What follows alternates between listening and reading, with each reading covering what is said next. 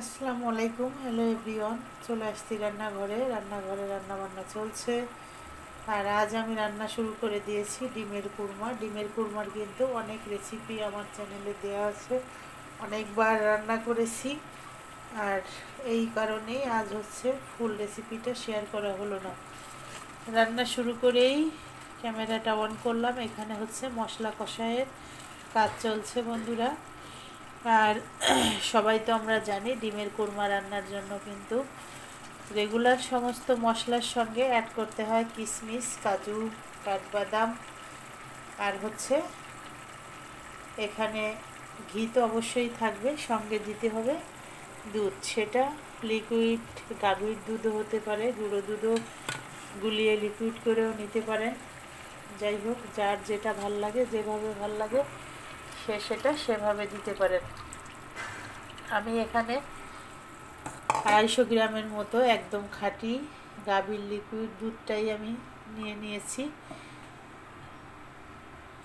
আর আমি এই যে দুধটা মশলার উপরে দিয়ে দিলাম, যেহেতু মশলাটা অনেক সময় পর্যন্ত কষিয়ে নিয়েছিলাম।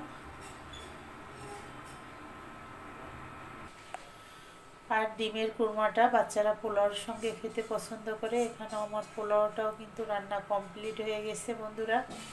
আর যেহেতু বাসায় প্রচণ্ড গ্যাসের প্রবলেম, সেক্ষেত্রে অনেক ভোরে উঠে রান্না করতে হয়। আর অত ভোরে কিন্তু ক্যামেরাটা অন করা হয় না, এই জন্যই পুরোপুরি সব দেখানো সম্ভব হচ্ছে না। মশলার ভিতরে ডিমটাও দিয়ে দিলাম, আর দিয়ে দিলাম 2টা তেজপাতা। তেজপাতার ফ্লেভারটা আমার খুবই ভালো লাগে বন্ধুরা। আর তেজপাতা শুধু ফ্লেভারের জন্যই না, আমরা কিন্তু সবাই মোটামুটি জানি তেজপাতা কিন্তু খাবারকে ভালো রাখতেও তেজপাতার গুণাগুণের কিন্তু শেষ নাই।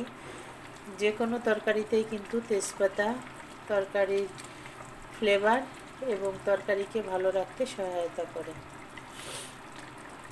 বিশেষ করে দুধের যে কোনো জিনিস রান্নায় যদি আপনি তেজপাতা ব্যবহার করেন, তাহলে কিন্তু ওখানে ফ্লেভারটা অনেক অনেক গুণ বাড়িয়ে দেয় এবং সেটা খুবই সুঘ্রাণ হয়।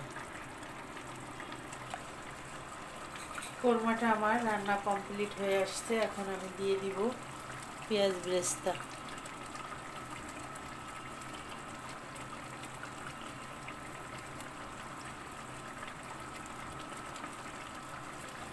বন্ধুরা, বাসায় কিন্তু আমরা একঘেয়েমি প্রতিদিনই মাছ, মাংস, সবজি ইত্যাদি ইত্যাদি রান্না করে থাকি। তবে এ ধারণার ভিন্ন স্বাদের জিনিস একটু কমই করা হয়। আর একটু ভিন্ন কিছু করলে কিন্তু বাচ্চারা খুবই খুশি হয় এবং সেটা পছন্দ করে খায়। আর আমার বাসায় তো পোলাও আর হচ্ছে ডিমের কুরমা অথবা পোলাও রোস্ট হলে বাচ্চারা ভীষণ খুশি হয় এবং সেটা খুবই তৃপ্তি করে খায়, যেটা আমারও ভীষণ ভালো লাগে। এই তো রান্না একদমই কমপ্লিট হয়ে গেছে। আর এখানে কিন্তু অবশ্যই ঘি দিতে হবে, আর ঘিটা আমি আগেই ব্যবহার করেছি, এই জন্য আর নামানোর সময় ঘি দিব না।